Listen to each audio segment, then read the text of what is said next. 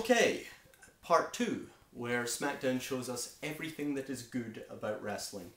And we start off with an Edge promo, which is not a bad way to start at all, I'm sure you'll agree. Recently I've heard a lot of people describe Edge as overrated. These people are what I like to describe as idiots. But Edge proves how he is totally not overrated here. First he delivers a nice little heel promo designed to get the fans behind Morrison. He says with all the hoopla, his word, surrounding the CM Punk Jeff Hardy feud, no one has noticed the fact that it was not Jeff who was screwed, but it was him who was screwed out of his contractually obligated rematch for the World Heavyweight Championship. And then he says, rather than being World Heavyweight Champion now, I stand before you having to face John Morrison. And he goes about mocking John Morrison, says he pities John Morrison, and then Morrison's music cuts him off.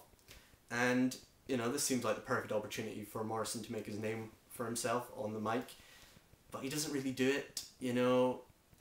The content of the promo is really good, you know, what he's been told to say, but the delivery is just wrong. Right, first of all, Edge insults John Morrison's dress sense, and Morrison says, that was actually fairly entertaining what you said, which is unusual for you because you haven't been entertaining in years. You used to be an innovator, you used to actually do things, now you just sit around and moan all the time, which was good. And then, bewilderingly, he started doing the worst Canadian impression I've ever seen in my life. This was appalling. What are you doing, John Morrison? I'm Scottish. It sounded like anyone who's not Scottish trying to attempt a Scottish accent. This was just a joke. But the end of it came when John Morrison said, I'm going to give you something to really moan about now, Edge, by defeating you. And then he said his name, John Morrison, and the crowd was supposed to pop, but they didn't. So the crowd still aren't behind him for some unknown reason. But yeah, they should get behind him after this match, because this was fucking awesome. This was the best match I've seen on TV this year. You know, I'm just going to say it. I'm fairly sure it was. Start off, they had a nice feeling out period in this match. You know, I said they didn't have it in the first match of the night. They really had it here. Morrison was working on Edge's arm, and just as JR said something about Morrison reminding him of Shawn Michaels, he did something which reminded me exactly of Shawn Michaels. He did a fireman's carry takeover into an armbar. I've seen Michaels do that so many times. This was really good. Edge dominates at the start, which I was glad to see. He didn't look atrociously weak for once. He hits a knee to Morrison's ribs, then he hits a big kick to the ribs, and then as we go to the first break, he does a nice move. Morrison's standing on the top rope, and Edge hangs him up by his hair onto the top rope, and then Morrison's ribs hit the top rope, and he bounces off and lands on the floor. Morrison's selling a rib injury from this point on in the match, and Edge is working on the ribs. It's all very good. Morrison comes back into it and hits some beautiful offense, beautiful drop kick. He hits an STO style backbreaker, then he hits a fast running knee, a really vicious knee this was. Lots of good stuff. He also does a Pele on Edge when Edge is standing on the top rope.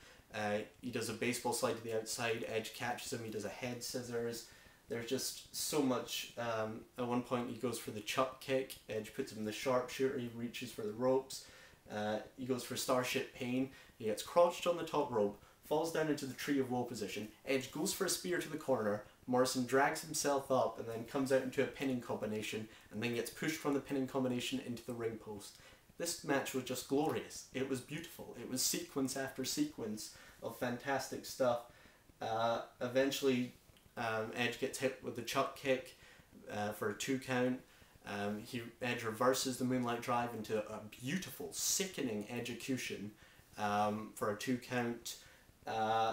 End of the match comes when Morrison hits the Round the World DDT, goes for Starship Pain, Edge rolls out of the way and hits the spear into Morrison's injured ribs. So they're selling the idea that Morrison only really lost because his ribs were injured. You know, he could have easily won the match, could have gone either way, but they gave Edge the clean victory, which he doesn't give enough. They made him look strong. Fantastic. Perfectly booked. Perfectly executed. I mean, there were a few semi-botches here and there, but just a sensational match. Well done. Really good. Then we had an above-average 5-man, 3-on-3 tag team match. Ricky Ortiz, Charlie Hash, Shelton Benjamin versus R-Truth, and Crime Time. This was a step from the sublime back to the ordinary, but it was above average for a 5-minute match, I suppose. End of the match comes, R-Truth and Shelton Benjamin are in the ring together, and R-Truth wins with the corkscrew spinning elbow thing. R-Truth and Shelton Benjamin were surprisingly bad against each other in this match. They just didn't click for some reason, I don't know. But the worst thing about this, of course, is that Shelton Benjamin got pinned when you could easily have jobbers, Ortiz and Haas get pinned. They decided to have Shelton get pinned. I presume they're leading to an R-Truth Shelton Benjamin feud. You have to hope so, because that is a stupid decision. But, you know, the match was okay. Not as good as what came next.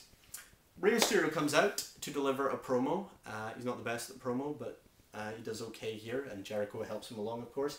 He says last month he was jumped by Chris Jericho, posing as one of his fans. Tonight he got his revenge. It's not over, though, until he gets back the Intercontinental title, and he demands a rematch, or he asks for a rematch. Jericho comes out and says, don't you know you already got your contractually mandated rematch that everyone seems to have these days on Raw, and you lost? Rey Mysterio says, if it wasn't for your obsession with my mask, I wouldn't have lost. All these fans know it. And Jericho says, all these fans know nothing. Brilliant line. And then goes on to just mock the fans and do this sanctimonious speech where he says, I'm their salvation, only I know what's good for them, etc., etc. Really, really good. He says, I also know what's good for you. You're an addict, you're addicted to your mask, these people are your enablers. This was just brilliant from Jericho's part. Rey Mysterio brings it back to a more traditional promo, says, you can trash me, you can't trash these fans, etc., etc. And he also says the mask is not a deceitful thing, you know, he wears it because it's his heritage and it's who he is and all that sort of stuff. And he says, Jericho says, if you want to win the Intercontinental Championship back, then you'll have to put your mask on the line. And Rey ponders for a few seconds, then accepts. Very, very, very good. This was a brilliant promo, led up to that match well. Hope they get a longer match this time. Love all the mask stuff. Brilliant. Main event. CM Punk versus Rey Mysterio. Chris Jericho sticks around for commentary, and thank God he did, because he was brilliant on commentary. He was absolutely hilarious. He said some of the funniest things I've ever heard on commentary. He said, I've never doubted Rey Mysterio's ability as a performer, I just doubt his ability as a person. At one point, Punk did a move to Rey Mysterio's ribs, and he said something like, I hope he broke his ribs, it'll be easier for me. And Todd Grisham made a mistake. He said the Great American Bash rather than the Bash, and clearly Vince McMahon was shouting into their ears to say the Bash, so Chris Jericho covered up for Todd Grisham's mistake. And then you could hear JR really irritated Vince McMahon in his ear go, the Bash, like that, which I found kind of funny. The best bit on commentary in this match was when Chris Jericho said, JR, you know what I'm talking about. Todd, you have no idea what I'm talking about. Just sit there, watch and learn. Brilliant. Anyway, Punk Rey, this was a decent match. Not the greatest thing I've ever seen. Punk was clearly a face in this. He shook hands. It was a good match, by the way. It wasn't bad in any way. They didn't really make any mistakes. It just wasn't as earth-shattering as Edge Morrison earlier. They go for the GTS. They go for the 619. Rey does the usual high-flying stuff. Punk goes for the GTS. Rey Mysterio holds on to the ropes, and Punk throws him to the outside, which seemed a bit heelish. Then Jericho stands up from the announce table and throws Rey Mysterio into the ring post. And we're not sure if Punk saw this or not. Punk gets the referee to count either way. Mysterio gets in on 9, and Punk gets the go to sleep for the win. Jericho explains himself by saying, well, you didn't think I was actually coming down here to sit with you buffoons, JR and Todd, which I found funny again. Decent match. After the match, Jeff Hardy comes to the ring, and Jeff Hardy's being really annoying. Like, he's just going to CM Punk, how can you win that way? And I was like, you won the first match in the exact same way with outside interference. What are you talking about?